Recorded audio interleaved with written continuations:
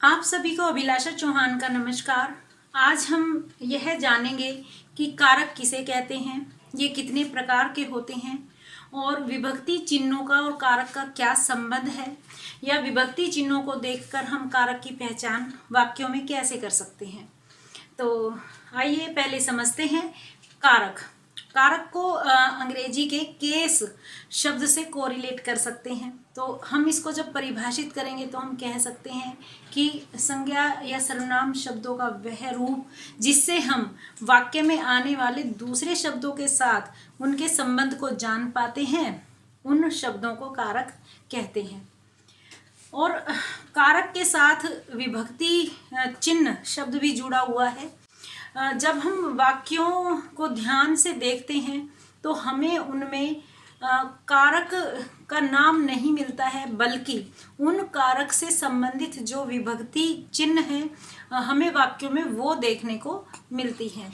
तो प्रत्येक कारक के साथ उनके कुछ विभक्ति चिन्ह हैं जो कि वाक्यों में प्रयोग में आते हैं और जिन्हें देखकर हम उस वाक्य में या उस संज्ञा या सर्वनाम के उस रूप में कारक की पहचान कर सकते हैं।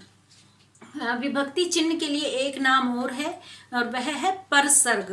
तो परसर्ग कहें या विभक्ति चिन्ह कहें, एक ही बात है। हिंदी भाषा में कारक 8 प्रकार के होते हैं, जिनके नाम हैं कर्ता कारक, कर्म कारक, करण कारक, संप्रदान कारक, अपादान कारक, संबंध कारक, अधिकरण कारक और संबोधन कारक। ये 8 कारकों के नाम हैं। अब आइए देखते हैं कि इन 8 कारक के साथ जो विभक्ति चिन्ह जुड़े हुए हैं, जो कि हमें बाद में वाक्यों में देखने को मिलेंगे जब हम उदाहरण देखेंगे, तो वो विभक्ति चिन्ह कौन से हैं। अब मैं कारक के साथ आपको बताने जा रही हूँ विभक्ति चिन्ह, तो ध्यान से सुनिएगा। कर्ता ने, इस तरफ कारक का नाम है और इस तरफ विभक्ति चिन्ह है। कर्ता ने, कर्म को, करण से, के द्वारा, संप्रदान के लिए, अपादान से अलग होना, संबंध का, के, की, अधिकरण में, पर, संबोधन हे, अरे। तो ये विभक्ति चिन्ह आपको वाक्यों में इन संज्ञा या सर्वनाम शब्दों के साथ देखने को मिलेंगे। इन्हीं विभक्ति चिन्हों को देखकर आप बता पाएंगे कि उस स्थान विशेष पर कौन सा कारक इस्तेमाल हुआ है। इन 8 कारकों के बारे में विस्तार पूर्वक जानने से पहले आइए पहले पहचानने की कोशिश करते हैं कि क्या हम विभक्ति चिन्हों को देखकर कारक को पहचान पाते हैं। तो वाक्य देखते जाइए और उनमें विभक्ति चिन्ह ढूंढकर कारक का नाम बताते जाइए। पहला वाक्य है, राम ने युद्ध किया। विभक्ति चिन्ह है ने। आपको कारक बताना है राम शब्द में, राम के साथ ने विभक्ति चिन्ह है। तो यहाँ पर कारक कौन सा हुआ, यहाँ कारक हुआ कर्ता कारक। दूसरा वाक्य देखिए, राम ने रावण को मारा। रावण को विभक्ति चिन्ह है, तो जिसका अर्थ हुआ कि यहाँ पर कारक कौन सा है, कारक है कर्म, कर्म कारक, जो कि को विभक्ति को देखकर हमने पहचाना। तीसरा उदाहरण देखिए, राम ने रावण को बाण से मारा। बाण से, बाण की मदद से, जिसका अर्थ हुआ। तो यहाँ पर करण कारक है, क्योंकि से शब्द का इस्तेमाल के द्वारा या की सहायता से के अर्थ में हुआ है, और हमने से शब्द को देखकर और उसके अर्थ को समझकर यहाँ पर पहचान की कि करण कारक है। चौथा उदाहरण देखिए, राम ने सीता के लिए युद्ध किया, या राम ने सीता की मुक्ति के लिए युद्ध किया। के लिए यहाँ संप्रदान कारक है, क्योंकि संप्रदान कारक का विभक्ति चिन्ह होता है के लिए। अगला उदाहरण देखिए, राम के धनुष से तीर छूटा। धनुष से, यहाँ धनुष से तीर अलग हुआ है, और अलग होने के अर्थ में जब से का प्रयोग किया जाता है तो वहाँ पर अपादान कारक होता है। अब अगला उदाहरण देखिए, राम का सेवक हनुमान था। तो का, राम का सेवक, का शब्द से हमें संबंध पता लगा कि हनुमान राम के क्या थे, राम का सेवक। तो संबंध कारक जिसका विभक्ति चिन्ह है का, के, की, जिनका प्रयोग हम आवश्यकता के अनुसार या कर्ता के लिंग वचन के अनुसार करते हैं। अगला उदाहरण देखिए, राम के तरकश में तीर थे।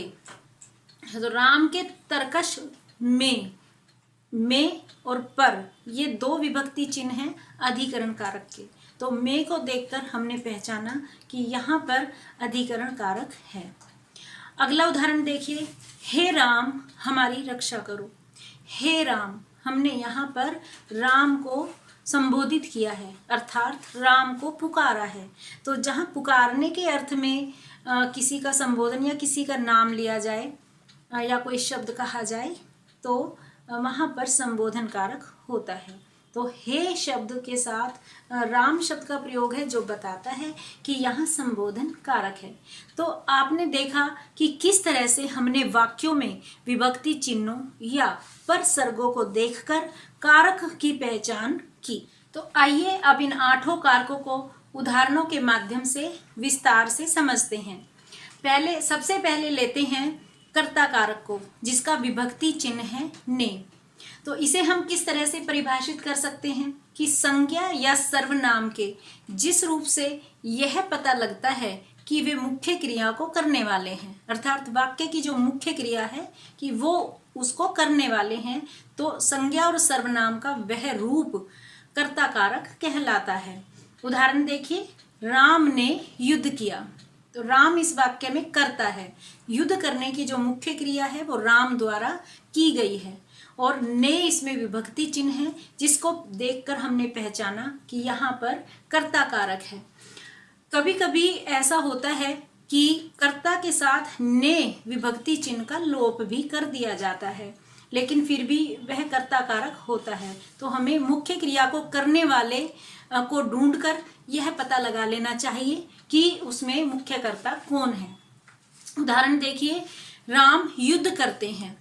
अब राम के साथ हालांकि वह कर्ता है, परंतु उनके साथ किसी भी विभक्ति चिन्ह का प्रयोग नहीं हुआ, अर्थात ने विभक्ति चिन्ह यहाँ पर लुप्त है, उसका लोप हो गया है, परंतु फिर भी राम मुख्य क्रिया को करने के कारण कर्ता कारक में है। अब बात करते हैं कर्म कारक की।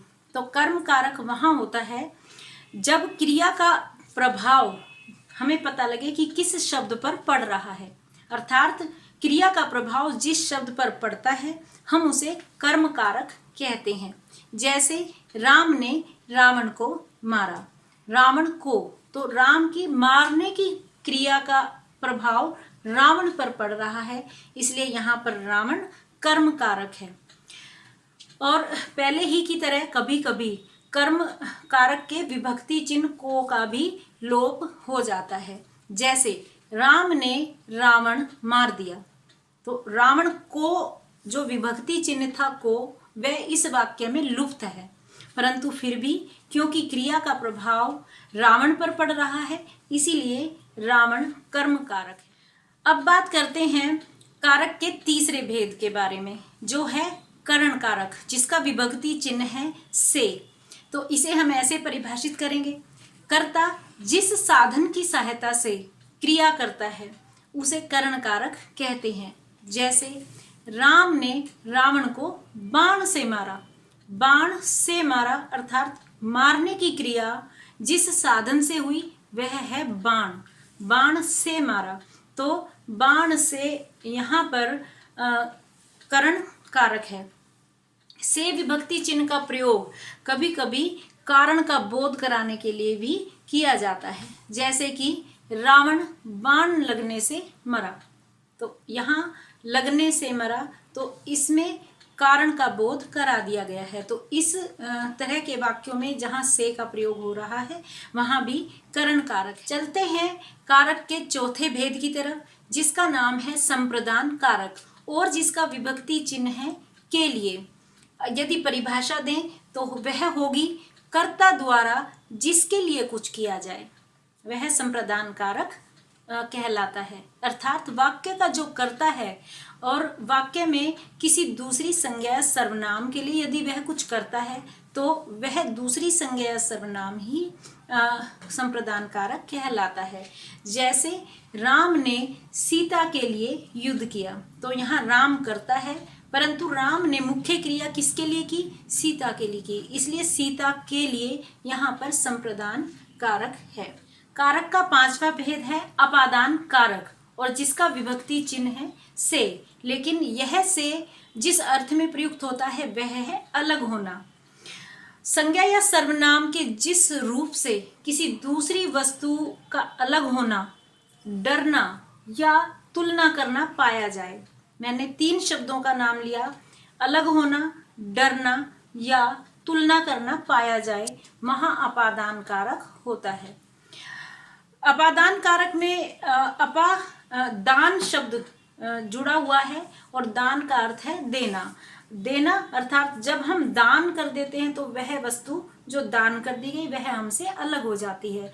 तो आप इस अर्थ में अपादान विभक्ति चिन्ह का को याद रख सकते हैं कि जब कोई वस्तु अलग हो जाए संज्ञा या सर्वनाम से तो वह अपादान कारक के रूप में प्रयोग में लाई जा रही है। तो जिन 3 अर्थों में हमने अपादान कारक का प्रयोग किया वे थे अलग होना, डरना या तुलना करना। तो इसमें से पहला उदाहरण देखिए, राम के धनुष से तीर छूटा। यहाँ धनुष से तीर छूट गया अर्थात अलग हो गया, तो अलग होने के अर्थ में यहाँ पर से शब्द का प्रयोग हुआ है। दूसरा उदाहरण देखिए, राम के बाण से अचूक कुछ नहीं। यहाँ पर बाकी सब चीजों से राम के अचूक बाण की तुलना की गई है, इसलिए यहाँ भी अपादान कारक है। तीसरा उदाहरण देखिए, राम की शक्ति से रावण डर गया। तो यहाँ राम की शक्ति से रावण का डरना बताया गया है, और डरने के अर्थ में जब से शब्द का या विभक्ति चिन्ह का प्रयोग किया जाए तो वहां भी अपादान कारक होता है। कारक का छठा भेद है संबंध कारक, और जिसका विभक्ति चिन्ह है का, के, की, जिनका लिंग या वचन के अनुसार आवश्यकता अनुसार प्रयोग किया जाता है। परिभाषा यदि देखें तो वह होगी कि संज्ञा के जिस रूप से एक वस्तु का या प्राणी का दूसरी वस्तु से या प्राणी से संबंध ज्ञात होता है उसे संबंध कारक कहते हैं। उदाहरण देखिए, हनुमान राम का सेवक था। तो राम का सेवक, यहाँ हनुमान, राम का और हनुमान का संबंध का शब्द के द्वारा बताया गया है, इसलिए यहाँ पर संबंध कारक है। एक बात ध्यान देने योग्य यह है कि कभी कभी संबंध कारक में का, के, की के स्थान पर रा, रे, री विभक्ति चिन्ह का प्रयोग भी पाया जाता है। विशेष तौर पर मैं उत्तम पुरुष के साथ, जैसे मेरी, मेरा, हमारा, हमारी, तो हम के साथ या मैं के साथ रा, रे, री इस प्रकार के विभक्ति चिन्ह पाए जाते हैं। तो इसमें भी, या तुम्हारा, तुम्हारी, तो ये भी संबंध कारक की ही पहचान है। कारक का 7वां भेद है अधिकरण कारक, और अधिकरण कारक में हम यह देखते हैं, पहली बात तो इसमें विभक्ति चिन्ह है में या पर, और ये दोनों ही शब्द ऐसे हैं जिनसे हमें किसी के आधार का ज्ञान होता है।